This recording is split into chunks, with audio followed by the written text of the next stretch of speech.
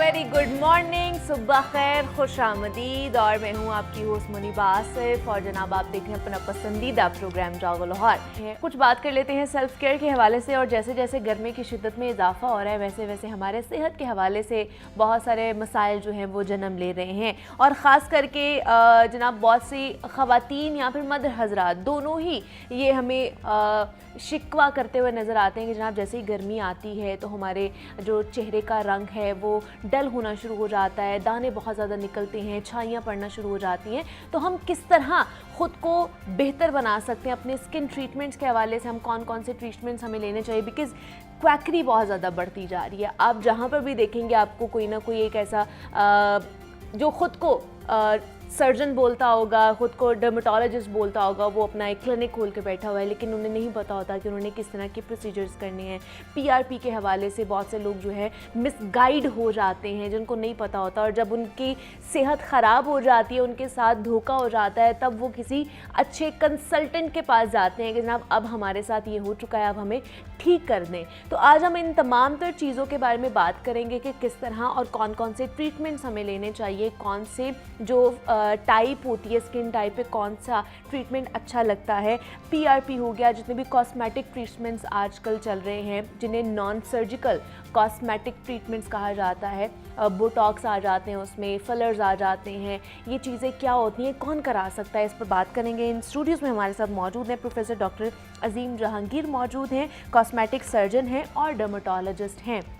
Doctor साहब आपको welcome कहती हूँ जागो लाहौर में। कैसे हैं आप? थैंक यू जी, बड़ी मेहरबानी। डॉक्टर साहब आजकल बड़ा मसला है, हर कोई यही चाहता है कि हम लोग ठीक है कम पैसों में खूबसूरत नज़र आए, लेकिन क्वैकरी आपको पता है, जिससे हम बात कर रहे थे कि क्वैकरी बहुत ज़्यादा बढ़ती जा रही है। और लोग कहते हैं कि चले ठीक है मेकअप कम से कम हो लेकिन हमारी स्किन बहुत खूबसूरत हो, हमारी आंखें खूबसूरत लगे, हमारे होंठ खूबसूरत लगे। तो क्या ऐसे प्रोसीजर्स हैं जो इनको इन्हांस कर सकते हैं और वो भी नॉन सर्जिकल हों? जी, ये आजकल बहुत सारे प्रोसीजर्स आ गए हैं जो कि नए नहीं हैं, बाय द वे पाकिस्तान में नए हैं। अच्छा। लेकिन मैं जब अर्ली 90s में अमेरिका में ट्रेन हो रहा था, ये उस वक्त के प्रोसीजर ईजाद हुए हैं। तो अब 90s का पूरी गुजरी तो तकरीबन 20-30 साल से इनमें से बहुत सारे प्रोसीजर्स मौजूद हैं। ओके। फॉर एग्जांपल बोटॉक्स को 30 साल से ज़्यादा हो गए। अच्छा, यहाँ पे तो भी आए हैं ये? हाँ, नहीं बोटॉक्स तो मुझे भी करते हुए यहाँ पे तकरीबन पाकिस्तान में भी 17 ईयर्स हो गए। लेकिन जब मैं नया नया आया था तो हमें वहाँ से लाना पड़ता था, खुद हैंड कैरी करनी पड़ती थी कुछ चीज़ें। अब तो माशाल्लाह यहाँ पे बहुत सारी चीज़ें अप्रूव्ड हैं, ड्रैप से अप्रूव्ड हैं।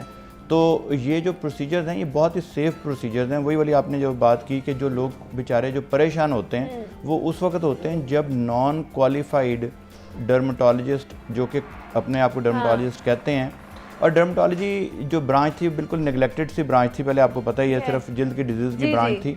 अब जब इसमें नई नई इनोवेशंस आई हैं, उस वक्त के साथ साथ एक और रिक्वायरमेंट ये हो गई कि डॉक्टर उन चीज़ों को सीखें भी। सही, ठीक है। पाकिस्तान में जो डर्मेटोलॉजी रूटीन में सिखाई जाती है उनके कोर्स में ये शामिल नहीं होती चीज़ें, इसलिए ऐड ऑन अलग से सीखनी पड़ती हैं। अमेरिका में हम इसको फेलोशिप कहते हैं कि आपने पहले डर्मेटोलॉजी स्किन सीख ली, अच्छा। उसके बाद आप 2 साल कम से कम लगाएं, फेलोशिप करें। तो अगर कोई हमारी अमेरिकन सोसाइटी फॉर डर्मेटोलॉजिक सर्जरी जो है उनकी अप्रूव्ड फेलोशिप है, और अल्हम्दुलिल्लाह ये बड़ी मुझे खुशी महसूस होगी आपसे शेयर करके कि Pakistan is one of the 4 countries in the world, पूरी दुनिया में अल्हम्दुलिल्लाह हमने फेलोशिप उनकी अप्रूव्ड करवाई हुई है, जहाँ पे हम अपने इंस्टीट्यूट कॉस्मेटिक में लोगों को ट्रेन करते हैं और उनको पैसे भी देते हैं। यानी हम डॉक्टर को फेलोशिप में ये रिक्वायरमेंट है उनकी कि आप जो करेंगे उनको ट्रेन भी करेंगे और उनको आप पे भी करेंगे। ठीक है।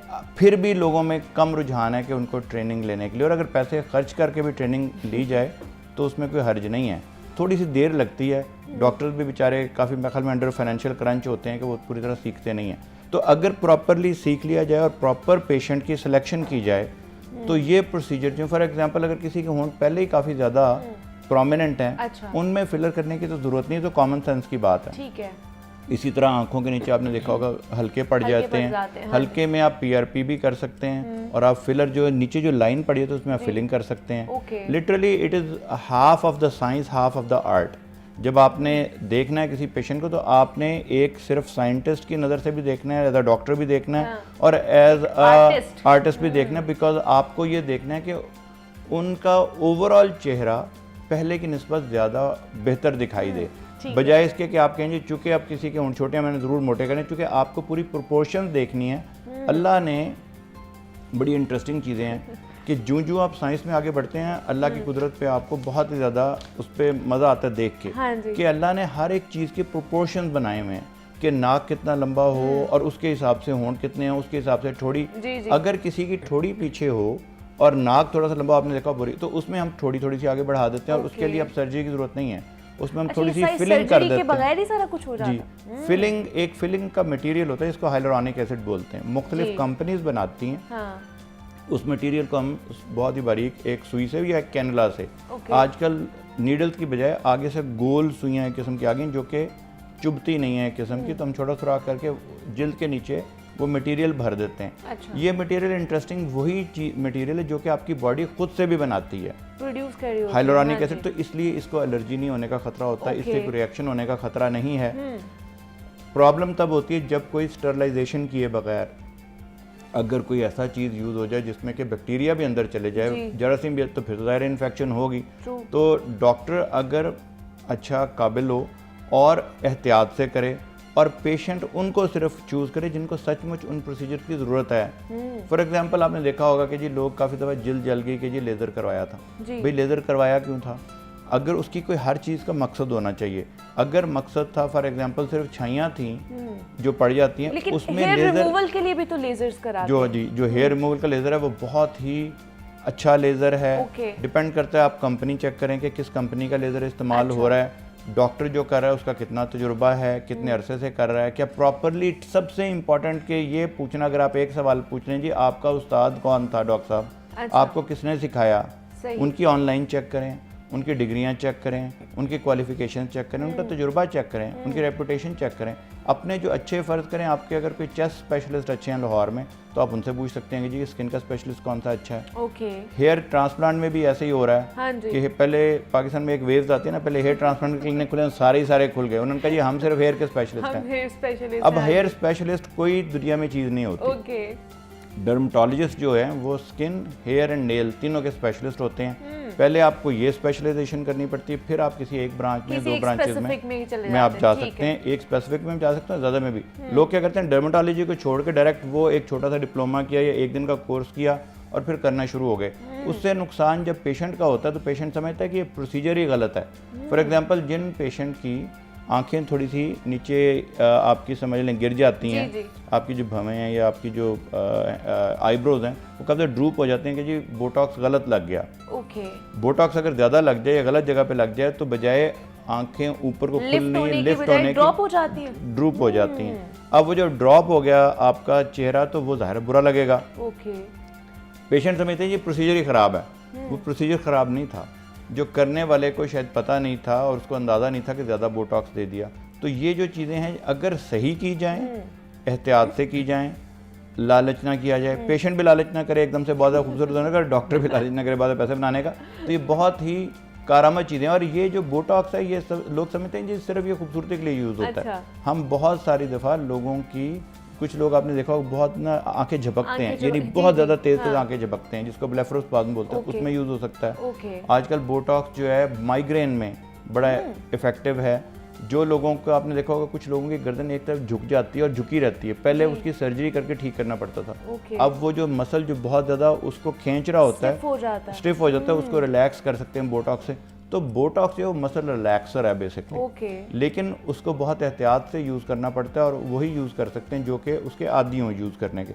और उससे फिर अगर काफ़ी अरसे तक वो तकरीबन 3 से 5 माह तक 6 माह तक इसका इफेक्ट रहता है। अच्छा। ये भी एक और मसला है कि लोग समझते हैं जी मैंने एक दफ़ा कोई चीज़ करवा लूँ तो सारी ज़िंदगी क्यों नहीं चलती। प्रॉब्लम ये है कि ये चीज़ें जो है ये वक्ती तौर पे चलती हैं। इसको आप इस तरह समझेंगे जिस तरह आप मेकअप करते हैं, मेकअप की एक ख़ास ड्यूरेशन है। अगर आप कोई अपना पर्स नया लेते हैं, जूता नया लेते हैं तो ये ख़ास हद तक चलता है, ड्यूरेशन है। तो ये जो प्रोसीजर्स हैं ये हैं तो बहुत इफेक्टिव, लेकिन ये चलते थोड़ा अरसा है, साल 6 महीने चल गए। जो फिलर्स हैं वो फॉर एग्जाम्पल 1 साल से 2 साल वाले भी आ गए हैं। जो थ्रेड लिफ्ट हम करते हैं, एक बारीक सा धागा डाल देते हैं जिससे कि जल्द खिंच जाती है ना, तो बजाय इसके कि पूरा फेस लिफ्ट करें, एक बहुत बारीक सा धागा होता है जो कि स्टिच में यूज़ करते हैं। उसी तरह का धागे के ऊपर छोटे छोटे से नोकदार चीज़ें लगी हुई जो कि जल्द के अंदर जाती हैं, वो आपको चुभती नहीं है। लेकिन वो लिफ्ट हो जाती है, आपका फेस लिफ्ट हो जाता है, फेस लिफ्ट हो जाता है।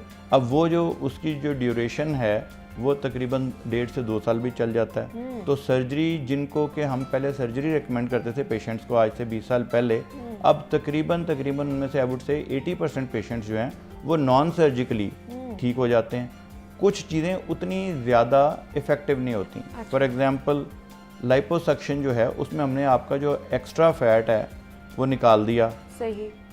अब आप चाहते हैं कि यही काम नॉन सर्जिकल प्रोसीजर भी कर ले, तो जो क्रायोलाइपोलाइसिस है कि एक मशीन होती है जिसको हम पेट पे जहाँ पर भी ज़्यादा फैट हो वहाँ पे लगा देते हैं, वो उस जगह के फैट को फ्रीज कर देती है।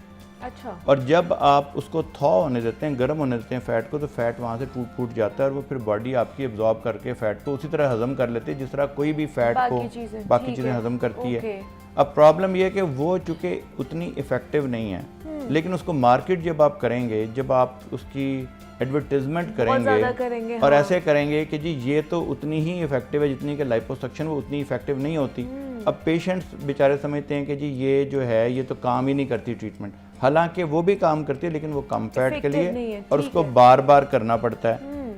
अब कुछ लोग हैं जो कि सर्जरी के मुतहम्मिल हो ही नहीं सकते, उनके लिए वो बड़ी अच्छी चीज़ है, चाहे वो बार बार करें लेकिन इफेक्ट उसका भी आएगा, लेकिन वो 5 दफ़ा में आएगा। लाइपोसक्शन में एक ही दफ़ा हमने सारा कुछ फैट को हमने निकाल लिया। तो सर्जिकल ट्रीटमेंट है ना? हाँ जी, लाइपोसक्शन पहले तो बड़ी सर्जरी होती थी। अब कोई गुज़श्ता 20 साल से उस पर अल्हम्दुलिल्लाह हमने पेपर्स भी पब्लिश अमेरिका में किए हैं कि जिसमें हमने 5-5 हज़ार पेशेंट्स को देखा कि क्या लाइपोसक्शन का लॉन्ग टर्म को साइड इफेक्ट तो नहीं है। तो उसमें हम ये करते हैं कि उस जगह को सुन कर लेते हैं बजाय इसके पेशेंट को बेहोश करें। अच्छा। देखें, बेहोशी के अंदर जो सर्जरी होती है, बेहोशी के अपने तो रिस्क हैं, तो बगैर बेहोश किए आप लाइपोसक्शन कर सकते हैं, लेकिन थोड़ी सी सेडेशन दे देते हैं कि पेशेंट परेशान ना हो। सेडेशन का मतलब है आप हल्की सी गुनूदगी में हैं लेकिन बेहोश नहीं है, आपके गले में कोई नाली नहीं लगी हुई, कोई आपको सांस दिलाने वाली मशीन नहीं है जो कि सर्जरी में ज़रूरी होती है।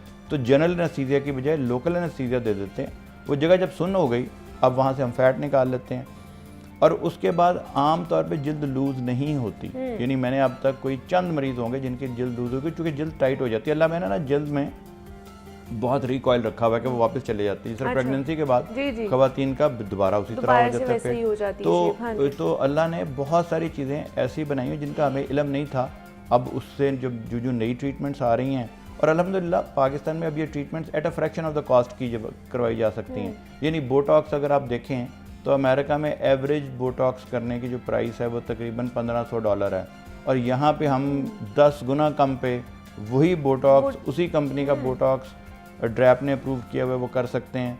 तो यहाँ पे बहुत सारी चीज़, इसलिए आपने देखा हो बहुत सारे पेशेंट जो हमारे पास बाहर से आते हैं, वो आते हैं और वो अपनी फैमिली को भी मिल ली है और थोड़ा सा फ्रेशनेस भी हो गई और वापस चले गए। लेकिन ये जितने भी ट्रीटमेंट्स की हमने बात की डॉक्टर साहब, इनके एडवांटेजेस तो हैं, आप खूबसूरत तो नज़र आते हैं, आपकी डिज़ायर्स फुलफिल हो जाती हैं, लेकिन क्या इसके डिसएडवांटेजेस भी होंगे? अगर आप इसकी एहतियात नहीं कर रहे हैं ट्रीटमेंट के बाद तो ये आपको नुकसान भी पहुंचा सकते हैं। देखिए, ट्रीटमेंट के बाद एहतियात सिर्फ ये होती है, फॉर एग्जांपल बोटॉक्स है तो हम उसमें बता देते हैं कि आपने 2-3 घंटे लेटना नहीं है, आपने थोड़ी सी एक्सरसाइज करनी है, उसके बाद कोई ऐसा जिसका नुकसान नहीं है। अच्छा। अगर नुकसान होना हो तो 2 हफ्ते में पता चल जाता है। फॉर एग्जाम्पल उस मसल में लग गया जिसको रिलैक्स करना मकसूद ही नहीं था, it was not meant to relax that muscle, तो वहाँ पर अगर लग जाए और ज़्यादा मसल रिलैक्स हो जाए तो ज़ाहिर है वहाँ पे अगर फ़र्ज़ करें आपने फेस पे लगाया है, कुछ लोग मुंह के इर्द गिर्द लगाते हैं तो आपको लगता है कि आप टाइटली मुंह को क्लोज़ नहीं कर सकते। ऐसे साइड इफ़ेक्ट बहुत ही रेयर हैं। अगर कॉम्पिटेंट हाथों में किया गया हो कोई प्रोसीजर तो अल्लाह की तरफ से मेरे ख्याल में काफ़ी हद तक शफा होती है और उसमें कोई ऐसे साइड इफ़ेक्ट नहीं है। अगर उन पेशेंट्स में किया गया हो जिनमें ज़रूरत नहीं थी, देखें हर दवाई का ना, इवन आप पैनाडोल खाएँ तो उसके लीफलेट में उसके अंदर लिखा होता है कि जी इसमें ये हो सकता है। इसका मतलब ये नहीं कि हो जाएगा, इसका मतलब है बहुत ही रेयर चांस है। तो जिस तरह और दवाइयों का बहुत ही कम चांस होता है, गड़बड़ भी हो सकती है, इन प्रोसीजर्स में भी थोड़ी बहुत गड़बड़ हो सकती है। और अगर आप चाहते हैं कि उसको मिनिमाइज़ किया जाए रिस्क को, तो ख़ुद भी पढ़ें उस बारे में, डॉक्टर की क्वालिफ़िकेशन चेक करें, डॉक्टर की रेपुटेशन चेक करें, जाके सवाल पूछें, ये आपका हक बनता है सवाल पूछना। और अगर डॉक्टर कोई बहुत इरिटेट होता है आपके सवाल पूछने तो फिर मेरे ख्याल में कोई और डॉक्टर का इंतखाब करें जो आपके सवालों का जवाब तो दे सके ना। हाँ, और वो क्वालिफाइड भी हो। तो ये प्रोसीजर जो हैं ये बड़े सेफ प्रोसीजर हैं इन अ नटशेल जो है।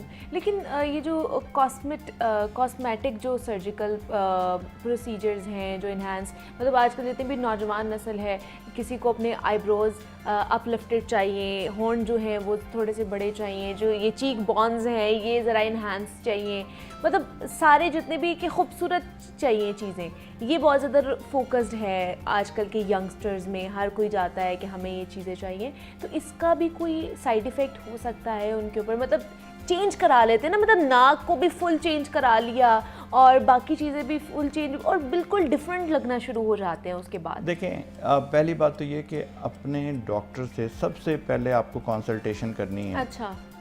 करवाने के लिए नहीं जाना कोई प्रोसीजर, उनसे सिर्फ मशवरा करने जाएं। सही। और उस मशवरे की फ़ीस ज़रूर अदा करें। वजह यह है कि फ्री दुनिया में कोई चीज़ नहीं आती। अच्छा मशवरा नहीं देता आपको। फ्री में कोई क्यों डॉक्टर मशवरा देगा? आप खुद सोचें, अगर आप वकील के पास जाएंगे जी मुझे फ्री में मशवरा दे दें, नहीं देगा। नहीं देगा। हाँ। आप किसी आर्किटेक्ट के पास चल जाएंगे मुझे फ्री में मेरा घर का मशवरा दें, वो नहीं देगा। एक डॉक्टर जो फ्री में, जहाँ पे आपको लगे ना कि हर चीज़ को फ्री मिल रही है, be very suspicious. Okay. Free consultation का यूजुअली मतलब मेरे नज़दीक ये होता है कि डॉक्टर साहब कोई ना कोई ऐसा ट्रीटमेंट बता सकते हैं जिसकी शायद मुझे ज़रूरत ना हो या उतनी ना हो। देखें, फ्री का मतलब होता है कि जब आप कहते हैं ना free consultation, why would somebody want to invest his precious time? ये तो डॉक्टर साहब का टाइम इतना है, वो फारिग बैठे हैं, तो फिर उनसे वैसे भी ज़रा आपको चौकन्ने रहना चाहिए। फ्री मशवरा, कोई मशवरा ऑनेस्ट हो ही नहीं सकता इन माय हम्बल ओपिनियन। या कोई जूनियर डॉक्टर बैठा होगा उससे आप फ्री कर सकते हैं मशवरा, लेकिन जब आपने सचमुच कोई प्रोसीजर करवाना है, अगर आपको पैसे दे के भी मशवरा करना पड़े तो मशवरा करें। और अगर आपको फ्री करना है ज़रूर करें, बट मेक श्योर कि वो ऑनेस्ट मशवरा है। उनकी रेपुटेशन चेक करें। अगर कोई बहुत ही अच्छा डॉक्टर है वो कहता है चलो यार मैं तुम्हें फ्री में बता देता हूँ, that is fine, but the मशवरा has to be very very honest. अब होता ये है कि जब आप कहते हैं ना कि कुछ लोग ये करवाना चाहते हैं, कुछ, अब मुमकिन है कि एक बच्चा है जिसको कि अपनी नाक अच्छी नहीं लगती, अब उसको ये नहीं पता कि जब मैं 5 साल के बाद जब मेरा बाकी चेहरा भर जाएगा तो यही नाक मुमकिन है मुझे खूबसूरत लगे, अच्छी लगे। एग्जैक्टली। हाँ। बच्चों को समझाना पड़ता है कि देखें अभी आपकी ग्रोइंग एज है, उसमें आप थोड़ा सा इंतज़ार कर लें। और बहुत सारे पेशेंट मेरे से नाराज़ भी हो जाते हैं to be honest with you कि जी मैं तो आई थी करवाने, अमेरिका से चली थी, यहाँ पे मेरा ख्याल था आपने कहा कि ज़रूरत नहीं है, और आपने कहा कि ज़रूरत नहीं है। उनको ऑनेस्टली ज़रूरत नहीं होती। सही। अगर उसको आप थोड़ा सब्र कर लें, थोड़ा इंतज़ार कर लें और अपने अच्छे ऑनेस्ट डॉक्टर का मशवरा कबूल करके थोड़ा इंतज़ार कर लें तो मुमकिन है वो चीज़ आपकी वक्त के साथ साथ खुद से भी ठीक हो जाए। इसी तरह हम जब देखते हैं पेशेंट को तो हम उसके पूरे फेस को देखना इसलिए ज़रूरी है। अगर किसी के होंठ छोटे हैं लेकिन उसके बाकी फीचर्स उसके साथ मैच करते हैं और आपने होंठ बहुत बड़े कर दिए तो बुरे लगेंगे। अगर किसी की चिन बहुत ज़्यादा आगे को निकली हुई है, अब उसके नाक को जब तक आप एनहांस नहीं करेंगे, उसके साथ मैच नहीं करेंगे, ज़ाहिर नाक छोटी लगेगी। तो इसमें मैंने जिस तरह के आपको कहा, और इसकी पूरी हम पढ़ाना पड़ता है। जब हम पढ़ाते हैं क्लासेस, पहला जो चैप्टर है वो overall evaluation of the beauty है किस्म की, राइट। अब ये जब नहीं होता पता, इसी तरह जब हेयर ट्रांसप्लांट लोग करवाते हैं तो काफ़ी दफ़ा बेचारे, चूँकि उन्होंने कहा जी मेरे आगे माथे तक हेयर ट्रांसप्लांट कर दें, जी मुझे तो बहुत ज़्यादा आगे तक हेयर लाइन चाहिए। अब डॉक्टर साहब ने भी समझा कि जी जो पेशेंट की ख्वाहिश है उसको पूरा करना चाहिए। अब वो पेशेंट की ख्वाहिश तो पूरी हो गई, लेकिन वो बड़े जिस तरह बारबी डॉल के होते हैं ना, डॉल हेयर लगे होते हैं, वो बुरे लगते हैं। अब उसमें डॉक्टर्स को भी मैं पढ़ाता जब हूँ तो उनको मैं रिक्वेस्ट करता हूँ कि देखें आपने पेशेंट की ख्वाहिश का एहतराम ज़रूर करना है, लेकिन 100% उनकी बात माननी नहीं है। पहले आपने अपना ऑनेस्ट ओपिनियन ज़रूर देना है, ताकि वो चीज़ें जो कि उनके चेहरे पे अच्छी नहीं लगेंगी उनसे मना साथ हमने करना है। इसी तरह लोग कहते हैं जी मेरी बस लेज़र कर दें जी, चूँकि मेरा छाइयाँ पड़ गई। अब छाइयों के लिए लेज़र से नहीं होती वो ख़त्म, वो 99% चांस है अगर आपने लेज़र कराई तो ख़राब हो जाएंगी। ठीक है। वो सिंपल चंद 100 रुपए की दवाइयों से, आजकल बहुत अच्छे सीरम्स पाकिस्तान में आने लग गए हैं, अगर कोई अच्छी कंपनी का सीरम, और वो भी अपने डॉक्टर से मशवरे के बगैर। देखें एक और जो बड़ा गलत ट्रेंड है ना जी, मैं फ़लाँ जगह गई और मुझे $300 की मेसीज़ में गई अमेरिका में या ब्लूमिंगडेल में गई और मुझे $300 की $500 की एक वो मिला और मैंने कहा जी ये जो सीरम तो बड़ा कोई जादू कर देगा। अपने डॉक्टर से मशवरे के बगैर मत पैसे बर्बाद करें इन स्किन केयर प्रोडक्ट्स पे, क्योंकि डॉक्टर को पता है उनमें मौजूद क्या है। आप अपनी रिसर्च कर लें, लेकिन रिसर्च करके अनफॉर्चुनेटली डॉक्टर बना नहीं जा सकता गूगल पे। आप 2 दिनों में स्किन स्पेशलिस्ट नहीं बन सकते, इसके लिए कम से कम 5 साल की ट्रेनिंग चाहिए होती है। अब 5 साल की ट्रेनिंग को आप 2 मिनट में तो नहीं पूरा कर सकते। जो ये आपके सीरम्स होते हैं, बड़े ज़बरदस्त सीरम्स भी आते हैं, लेकिन देखना है उसमें इंग्रेडिएंट क्या है, क्या मौजूद है। कुछ सीरम जो हैं वो दानों के लिए बेहतर हैं, ठीक है। कुछ सीरम्स आपकी छाइयों के लिए बेहतर हैं, कुछ सीरम्स आपके हाइड्रेटिंग है जो कि जिल्द को खुश्क, जब जिल्द खुश्क हो जाती है तो आपके ना झुर्रियाँ नजर आने लग जाती हैं।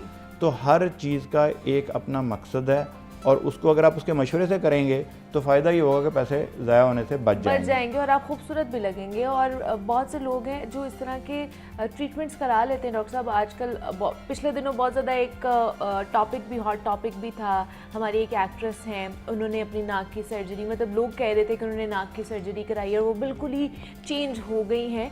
तो इस तरह के फिर वो रिवर्सेबल नहीं है प्रोसीजर कि आप अब दोबारा से उसको चेंज नहीं करवा सकते हैं अपने नाक को या कोई भी चीज़ को। Yes and no. जो नॉन सर्जिकल प्रोसीजर्स हैं, चूँकि इनका अफेक्ट, फॉर एग्जांपल हम इसको कहते हैं लिक्विड राइनोप्लास्टी। यानी एक तो है कि आपने हड्डी को तोड़ के और हड्डी को दोबारा जोड़ा नाक के लिए, जिसको नाक की सर्जरी बोलते हैं। ठीक है। जो नॉन सर्जिकल राइनोप्लास्टी है उसमें हम फिलिंग कर देते हैं। अब वो फिलिंग जो है, फिलिंग से आप उसकी शेप बना देते हैं नाक की। अब वो फिलिंग साल में ख़त्म हो जाएगी। तो काफ़ी दफ़ा ये जो प्रोसीजर्स हैं ये इसलिए एडवांटेजियस होते हैं या बेहतर होते हैं क्योंकि ये रिवर्सेबल हैं। और अगर आपको पसंद नहीं आया नया नाक तो हम उसको एब्जॉर्ब कर सकते हैं, पुराने वापस हम कर सकते हैं। तो जो रिवर्सिबिलिटी है, ये नॉन सर्जिकल प्रोसीजर की जो कि कम अरसे चलते हैं, उनका एक फ़ायदा ये है। फॉर एग्जांपल अगर कोई मेरे पास आता है जी मेरा फ़ैट ट्रांसफ़र कर दें, मेरे पेट पे ज़्यादा है और मेरे फेस पे बहुत कम फ़ैट है या मेरी बिल्कुल अंदर को गालें पिचकी हुई हैं, तो हम वहाँ से लेके फ़ैट भी कर सकते हैं। बट फ़ैट चूँकि परमानेंट है, मैं उन्हें कहता हूँ पहले आप करवा लें फिलर्स। पहले आप देखें कि आपको नया चेहरा, थोड़ा सा चेंज चेहरा कैसा लगता है। हाँ। अगर आप साल 6 महीने तक बिल्कुल मुतमईन है तो फिर हम फैट कर देंगे जो कि ज़्यादा मुस्तकिल है। तो यही बात कि उसमें भी आप रिवर्सिबिलिटी का आंसर हो सकता है if you are not sure, और फिर हम थोड़ा करवा के देख सकते हैं। ज़रूरी नहीं कि पूरा एक ही दफ़ा करवा लें। लेकिन लास्ट में ये मैं पूछना चाहूँगी डॉक्टर साहब कि आइडियल किन लोगों को कराना चाहिए, किन एज ब्रैकेट के लोगों को करा देना चाहिए, जो जितने भी ट्रीटमेंट्स की बात की हमने? इसमें अब एक बड़ी इंटरेस्टिंग चीज़ ये है कि कुछ लोग समझते हैं कि जी सिर्फ ये बड़ों के लिए। हम कुछ ऐसे प्रोसीजर जो कि बच्चों में पैदा होने के बाद भी करते हैं। फॉर एग्जाम्पल जिनका हम कहते हैं जी चांद ग्रहण लग गया, या ये मुँह पे एक सुर्ख रंग का एक बहुत बड़ा सा एक एरिया होता है, अब उसको हम लेज़र बच्चों को बिल्कुल बचपन में करते हैं। अब है तो कॉस्मेटिक प्रोसीजर, लेकिन जब वो बच्चा बड़ा हो जाएगा और उसका पूरा आधा मुंह सुर्ख होगा बिल्कुल, वो जिसको हम पोर्ट वाइन स्टेन बोलते हैं, तो वो बुरी लगेगी और वो जूजू वक्त के साथ वो बढ़ जाएगी। कुछ बीमारियां हैं जो कि वक्त के साथ साथ खुद ब खुद कम हो जानी है, उसको हम दवाइयों से ठीक कर सकते हैं या उसका इंतज़ार कर सकते हैं। टाइम इज़ वन थिंग, लेकिन इसमें भी कुछ ऐसी चीज़ें जो कि अर्ली करनी चाहिए। फॉर एग्जांपल अगर किसी के दाने निकले हुए हैं तो हमें उस बच्चे को चाहे 15 साल में या 11 साल में दाने निकले हैं उसको ठीक करना, वो मार्क वरना छोड़ जाएंगे और उनके लिए लेज़र की ज़रूरत नहीं है, किसी प्रोसीजर की ज़रूरत नहीं है, सिर्फ लगाने वाली और खाने वाली दवाइयों से ठीक हो जाएंगे। तो age is not a big deal. लेकिन जब आपकी ग्रोइंग एज होती है उस वक्त कोई ऐसा काम नहीं करवाना जो कि सर्जरी से बाद में अनडू ना हो सके। फॉर एग्जांपल राइनोप्लास्टी जो है, जो नाक की सर्जरी है, जो ऐसी सर्जरी है जिसमें के फेस के बड़े होने से उसकी प्रॉब्लम हो, वो नहीं करवानी। ठीक है, मतलब आपने जो भी चीज़ें करानी है सबसे पहले अपने डॉक्टर से कंसल्ट करके फिर किसी चीज़ के हवाले से, किसी भी ट्रीटमेंट के हवाले से आपने हामी भरनी है। प्रोफेसर डॉक्टर अजीब जहांगीर हमारे साथ मौजूद है। डॉक्टर साहब बहुत शुक्रिया आपके वक्त का कि आप यहाँ पर आए और इतनी अच्छी टिप्स आप हमें दे के जा रहे हैं कि किस तरह आपने अपने जो ट्रीटमेंट्स हैं अपने फेस के हिसाब से वो करवाने हैं। लेकिन सबसे पहले डॉक्टर से कंसल्ट ज़रूर करना है।